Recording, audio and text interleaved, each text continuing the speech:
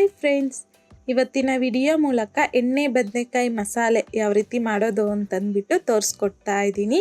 ಮಧ್ಯಾಹ್ನ ಲಂಚ್ ಬಾಕ್ಸ್ಗೆ ಎಣ್ಣೆ ಬದನೆಕಾಯಿ ಮಸಾಲೆ ಮಾಡ್ಕೋಬೇಕು ಅಂತಂದಾಗ ಸುಲಭವಾಗಿ ಈ ರೀತಿಯಾಗಿ ಮಸಾಲೆನ ರೆಡಿ ಮಾಡಿಕೊಂಡು ಕುಕ್ಕರಲ್ಲಿ ಎಣ್ಣೆ ಬದನೆಕಾಯಿ ಮಸಾಲೆನ ಮಾಡಿ ನೋಡಿ. ತುಂಬ ರುಚಿಯಾಗಿರೋದ್ರ ಜೊತೆಗೆ ಬೇಗನೂ ಸಹ ಕುಕ್ಕರಲ್ಲಿ ಮಾಡೋದ್ರಿಂದ ಆಗೋಗುತ್ತೆ. ಸೊ ಬನ್ನಿ ಇವಾಗ ಲೇಟ್ ಮಾಡ್ದಿರ ಈ ಎಣ್ಣೆ ಬದನೆಕಾಯಿ ಮಸಾಲೆ ಕುಕ್ಕರಲ್ಲಿ ಈಸಿಯಾಗಿ ಯಾವ ರೀತಿ ಮಾಡ್ಕೊಳ್ಳೋದು ಅಂತಂದ್ಬಿಟ್ಟು ನೋಡೋಣ. ಮೊದಲನೇದಾಗಿ ಈ ಎಣ್ಣೆ ಬದನೆಕಾಯಿ ಮಸಾಲೆನ ರೆಡಿ ಮಾಡ್ಕೋಬೇಕು. ಹಾಗಾಗಿ ಪ್ಯಾನಲ್ಗೆ 3 ಟೇಬಲ್ ಸ್ಪೂನ್ ಆಗುವಷ್ಟು ಕಡಲೆ ಬೀಜನ ಹಾಕ್ಕೊಂಡು ಲೋ ಫ್ಲೇಮ್ನಲ್ಲಿ ಒಂದು 30 to 40 ಸೆಕೆಂಡ್ಸ್ ಆಗುವಷ್ಟು ಮಾತ್ರ ರೋಸ್ಟ್ ಮಾಡಿಕೊಂಡು 2 ಟೇಬಲ್ ಸ್ಪೂನ್ ಆಗುವಷ್ಟು ಒಣ ಕೊಬ್ಬರಿನ ಸಣ್ಣದಾಗಿ ಕಟ್ ಮಾಡಿಬಿಟ್ಟು ಹಾಕ್ಕೊಂಡಿದ್ದೀನಿ. 2 ಇಂಚ್ ಆಗುವಷ್ಟು ಚಕ್ಕೆ, ಒಂದು 4 ಏಲಕ್ಕಿ, ಒಂದು 6ರಿಂದ 8 ಲವಂಗ ಹಾಕ್ಕೊತಾ ಇದ್ದೀನಿ. ಒಂದು 5ರಿಂದ 6 ಒಣಮೆಣಸಿನ್ಕಾಯಿನ ಸಹ ಹಾಕ್ಕೊಂಡು ಲೋ ಫ್ಲೇಮ್ನಲ್ಲಿ ಚೆನ್ನಾಗಿ ಡ್ರೈ ರೋಸ್ಟ್ ಮಾಡ್ಕೋಬೇಕು. ಈ ರೀತಿಯಾಗಿ ಒಣಮೆಣಸಿನ್ಕಾಯಿ ಎಲ್ಲ ಹಾಕಿದ್ದಾದ ನಂತರ ಸ್ವಲ್ಪ ಹೊತ್ತು ರೋಸ್ಟ್ ಮಾಡ್ಕೊಂಡಿದ್ದಾದಮೇಲೆ 1-2 ಟೇಬಲ್ ಸ್ಪೂನ್ ಆಗುವಷ್ಟು ಧನಿಯಾ ಕಾಳು, 1 ಟೀ ಸ್ಪೂನ್ ಆಗುವಷ್ಟು ಜೀರಿಗೆ, ಹಾಗೆಯೇ 1-2 ಟೀ ಸ್ಪೂನ್ ಆಗುವಷ್ಟು ಗಸಗಸೆನ ಸಹ ಹಾಕ್ಕೊತಾ ಇದ್ದೀನಿ. ಈಗ ಈ ರೀತಿ ಮಿಕ್ಸ್ ಮಾಡ್ಕೊಳ್ಳಿ ಚೆನ್ನಾಗಿ. ಜಸ್ಟ್ ಒಂದು 20 to 30 ಸೆಕೆಂಡ್ಸ್ ಆಗುವಷ್ಟು ಮಾತ್ರ ಮಿಕ್ಸ್ ಮಾಡಿಕೊಂಡು ಒಂದು 1/4 ಟೀ ಸ್ಪೂನ್ ಆಗುವಷ್ಟು ಮೆಂತ್ಯ ಹಾಕ್ಕೊಳ್ಳಿ. ಜಾಸ್ತಿನೂ ಸಹ ಹಾಕ್ಕೋಬಾರ್ದು, ಕಹಿ ಬಂದುಬಿಡುತ್ತೆ. ಸೊ ಜಸ್ಟ್ ಈ ರೀತಿ ಮಿಕ್ಸ್ ಮಾಡ್ಕೊತ ರೋಸ್ಟ್ ಮಾಡ್ಕೊಂಡಿದ್ದಾದಮೇಲೆ ಫ್ಲೇಮ್ನ ಆಫ್ ಮಾಡಿಕೊಂಡು ಪೂರ್ತಿಯಾಗಿ ತಣ್ಣಗಾಗಿದ್ದಾದ ನಂತರ ಇದನ್ನೆಲ್ಲ ಈ ರೀತಿ ಒಂದು ಮಿಕ್ಸಿ ಜಾರಲ್ಗೆ ಹಾಕ್ಕೊಂಡಿದ್ದೀನಿ. ತಣ್ಣಗಾಗಿದ್ದಾದಮೇಲೆ ಈಗ ಮಧ್ಯದಲ್ಲಿ ಮಿಕ್ಸ್ ಮಾಡ್ಕೊತ ಎಷ್ಟು ಸಾಧ್ಯವಾಗುತ್ತೋ ಅಷ್ಟು ಪುಡಿ ಮಾಡಿಕೊಂಡು ಈಗ ಇದರಲ್ಲಿ ಒಂದು 10ರಿಂದ 15 ಗ್ರಾಮ್ ಆಗುವಷ್ಟು ಮಾತ್ರ ಹುಣಸೆನ ಹಾಕ್ಕೊತಾ ಇದ್ದೀನಿ. 1 ಬೆಳ್ಳುಳ್ಳಿನ ಮೇಲ್ಗಡೆ ಸಿಪ್ಪೆ ತೆಗೆದ್ಬಿಟ್ಟು ಹಾಕ್ಕೊತಾ ಇದ್ದೀನಿ. 2 ಇಂಚ್ ಆಗುವಷ್ಟು ಶುಂಠಿನ ಸಹ ಕಟ್ ಮಾಡಿಬಿಟ್ಟು ಹಾಕ್ಕೊಂಡಿದ್ದೀನಿ.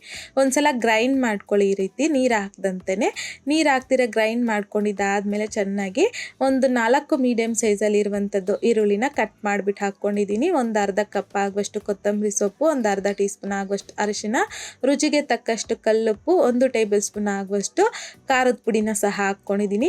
ಇವಾಗ ಒಂದ್ಸಲ ಗ್ರೈಂಡ್ ಮಾಡಿಕೊಂಡು ಆಮೇಲೆ ಮಧ್ಯದಲ್ಲಿ ಎಷ್ಟು ನೀರು ಬೇಕೋ ಅಷ್ಟು ಮಾತ್ರ ಸ್ವಲ್ಪನೇ ನೀರನ್ನು ಹಾಕಿ ಈ ರೀತಿ ಸ್ವಲ್ಪ ಗಟ್ಟಿಯಾಗಿನೇ ನಾವಿಲ್ಲಿ ಮಸಾಲೆನ ಗ್ರೈಂಡ್ ಮಾಡ್ಕೋಬೇಕು.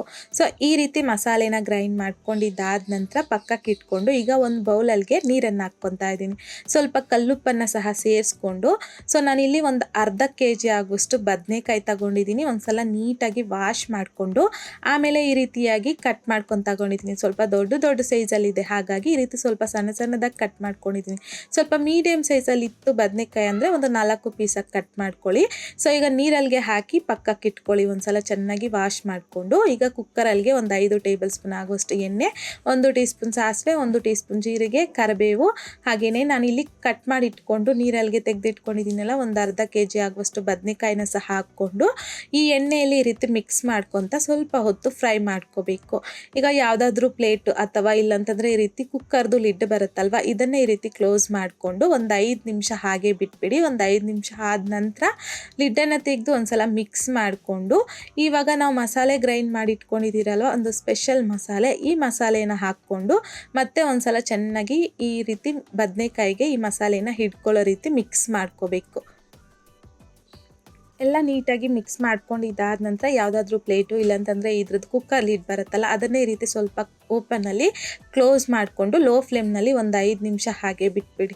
ಒಂದು 4ರಿಂದ 5 ನಿಮಿಷ ಆದ ನಂತರ ತೆಗೆದುಕೊಂಡು ಮತ್ತೊಂದು ಸಲ ಚೆನ್ನಾಗಿ ಮಿಕ್ಸ್ ಮಾಡಿಕೊಂಡು ಗ್ರೇವಿ ಕನ್ಸಿಸ್ಟೆನ್ಸಿಗೆ ತಕ್ಕಷ್ಟು 1.5 ಕಪ್ ಆಗುವಷ್ಟು ನೀರನ್ನು ಹಾಕ್ಕೊಂಡಿದ್ದೀನಿ. ಸೊ ನಾನಿಲ್ಲಿ ಸ್ವಲ್ಪ ಗಟ್ಟಿಯಾಗಿ ಈ ಗ್ರೇವಿ ಮಾಡ್ಕೊತಿರೋದ್ರಿಂದ ಸಾಕು. ಸ್ವಲ್ಪ ನಿಮ್ಗೇನಾದರೂ ಈ ಬದನೆಕಾಯಿ ಗ್ರೇವಿ ತೆಳ್ಳಗೆ ಬೇಕಂದರೆ ಒಂದು 2ರಿಂದ 2.5 ಕಪ್ ಆಗುವಷ್ಟು ಹಾಕ್ಕೊಳ್ಳಿ.